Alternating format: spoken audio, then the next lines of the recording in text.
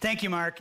It's great to have you back as our MC again this year for two reasons. One, you do such a great job of it, and secondly, you are an incredible example of an athlete for young athletes to emulate, and also as a coach. So it's really great to have you here. Thomas Boswell, the sports writer for the Washington Post, once said, "Sport has become central to what remains of our American sense of identity, and even has become the meeting ground where we discuss our values." Unfortunately, we see this in the bombing of the Boston Marathon. When people want to harm this country, they pick a prominent sport event to set their bomb off on.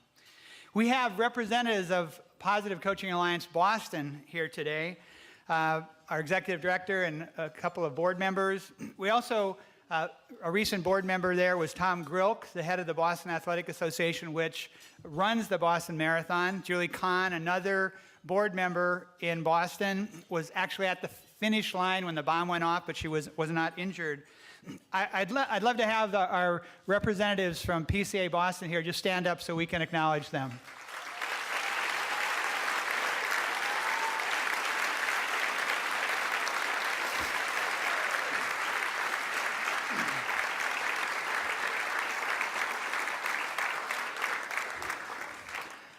I did a lot of interviews around the Rutgers coaching situation with former coach Mike Rice. And while I agreed with pretty much all the criticism people made of Coach Rice, I always wanted to pivot and make a point that I didn't think was covered well enough. And that is not the way you get the best out of athletes. You can say it's wrong, and it is wrong, to treat people with such contempt. But it also isn't how you get the best out of kids. PCA is about using high school and youth sports as a development zone. It's not a mini-me version of professional sports. So if youth sports, when you go into a basketball court or a swimming pool or a soccer pitch or a track, you're entering a development zone. And what is it we're developing in that development zone? We're developing better athletes and better people. One of my thoughts about Mike Rice is I wonder if any of his supervisors ever said to him, "Your job is to produce great young men as well as a winning team." His techniques didn't do either. Fortunately, we have some really inspiring examples at the highest levels of sports that show how it should be done. One of my favorite coaches is Brad Stevens of Butler University. In December, Butler was unranked and was playing the #1 team in the country, Indiana. Somehow, towards the end of the game, a few minutes left, they had scratched out a lead, and the Butler players kept making mistakes, and the lead dropped and dropped and dropped. Most coaches would go negative at that point. Brad Stevens did not. With about 30, 40 seconds left, Butler still had a 5-point lead. An Indiana player hit a three, stole the inbound pass, and within like 3 seconds, the game was tied. It went into overtime. Butler had lost 2 of their starters. In the overtime, they quickly lost a third starter. And I remember Clark Kellogg, the color commentator, saying, Butler's played a great game, but I don't think they can hang with Indiana for 5 more minutes with so many people on the bench.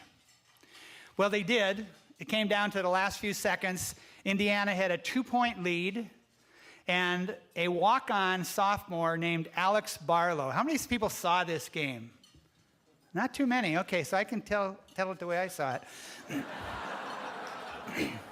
Alex Barlow, a walk-on player, somehow got the ball into the key, made a little twist, threw the ball up, and they actually counted it. It bounced once, twice, 3 times, 4 times, and went in.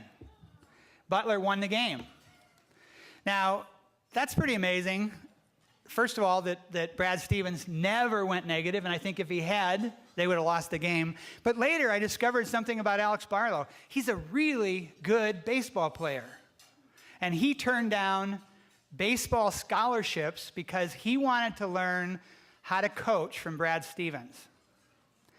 I said in several of my interviews around this, I said, kind of only half jokingly that if I were Mike Rice, I would call up Brad Stevens and say, let me be an unpaid volunteer coach for you next year so I can learn how you get the best out of athletes without demeaning them.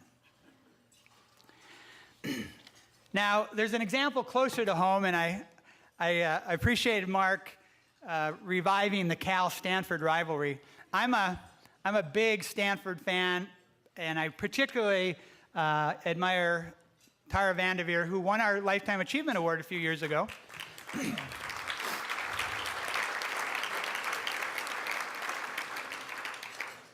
Let's see if these people clap after what I say next.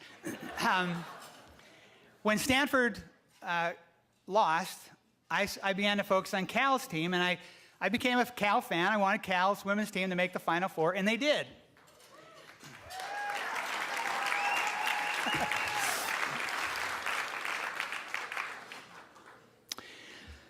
Lindsay Gottlieb, the coach, her point guard is Brittany Boyd.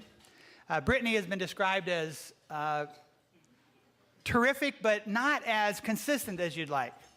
So late in the game against Louisville, twice in a row, she threw the ball away. She turned to look at her coach, and her coach was going like this: "You're okay. You're okay. You're good." She came down the next play and hit a three-pointer. Key play. Now, we have to give Louisville credit for coming back to win that game, but I want to give Lindsay Gottlieb credit for staying positive in a situation where most coaches would get negative.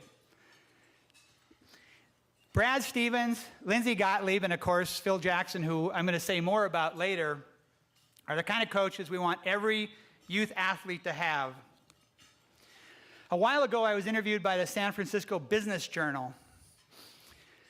And the last question I was asked really threw me. I just didn't have an answer for it. It was, if you could have dinner with anyone, living or dead, who would you want to have dinner with? And my mind went blank, and the only thing I could think of was I said, a wealthy philanthropist who's really excited about the potential of youth sports. Thank you for that. The reporter said, yeah, I hear that a lot.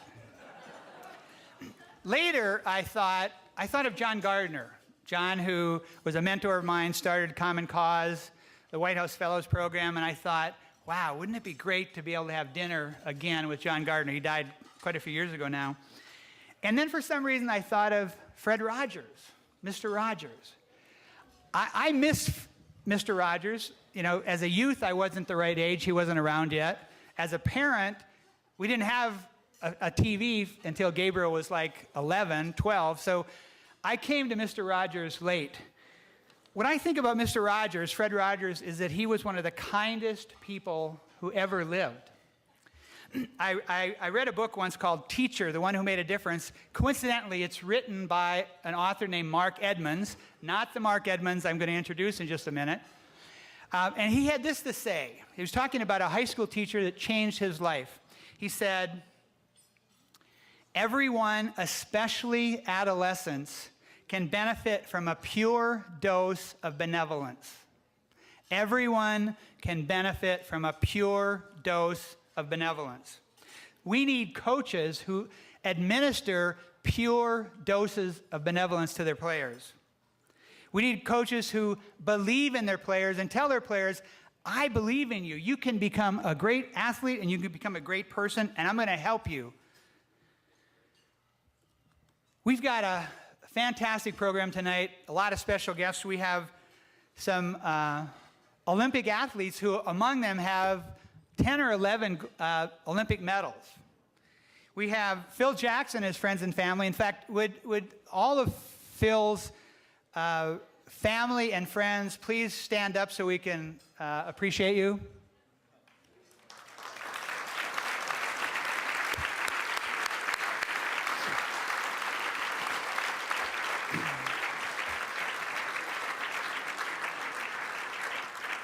Thank you. We have representatives from 9 of our chapters around the country. We launched a Colorado office, our San Francisco Bay office. Last year, in January, we launched our Phoenix office. Last week, we launched our Cleveland office. And this summer, we will launch our Minnesota office. Would all of our staff, trainers, and board members from all of those cities please stand?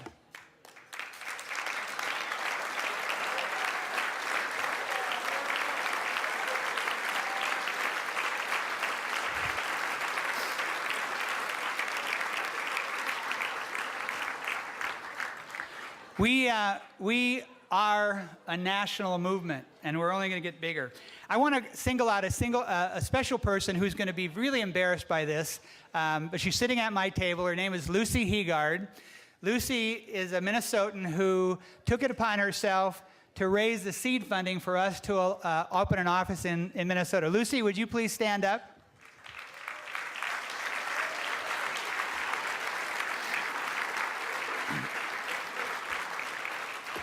Mark was kind enough to mention that we're being awarded the first ever Ethos Award, Ethics of Sports Award, from the Institute for Sports Law and Ethics at Santa Clara.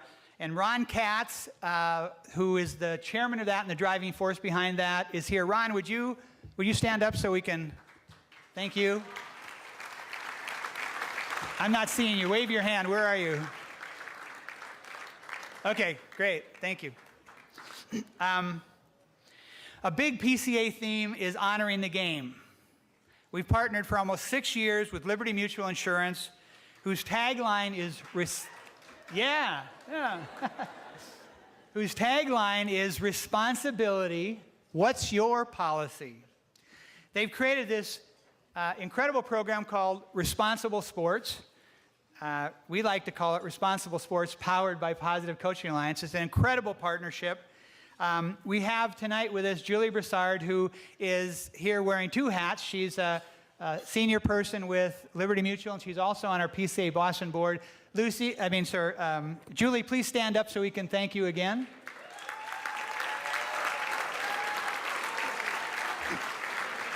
And we're going to see a short video about Liberty Mutual's Responsible Sports program.